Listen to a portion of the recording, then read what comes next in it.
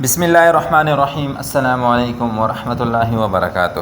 معزز سامعین، مچھلی کے پیٹ میں حضرت یونس علیہ السلام کا وظیفہ۔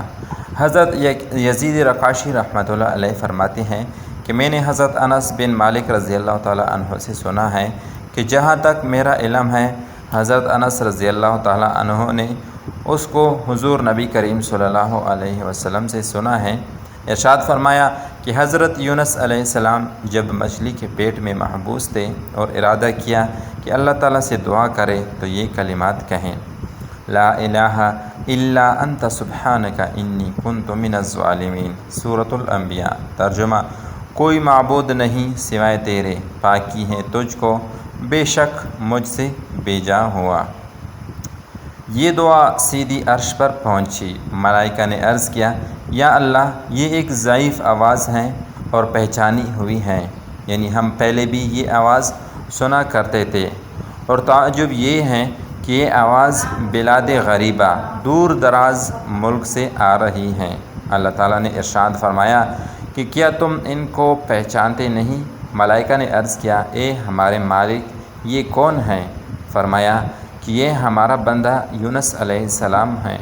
ملائکہ نے عرض کیا: اے پروردگار، حضرت یونس علیہ السلام تیرے نبی اور بندے ہیں کہ ہمیشہ ان کے اعمال مقبولہ اور مقبول دعائیں تیری برگاہ اقدس میں آتی رہتی تھی۔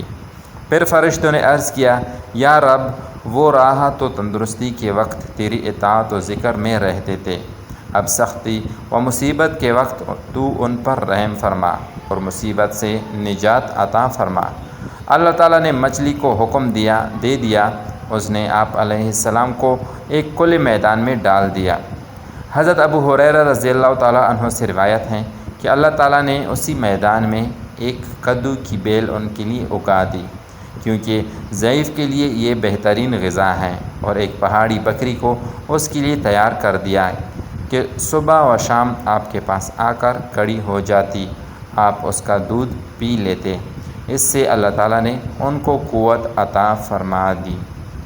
تو میرے محترم بہنوں اور بھائیوں، ہر قسم کی مصیبت کے وقت یہ دعا پڑھو، بہت ہی مجرب عمل ہے۔ شکریہ۔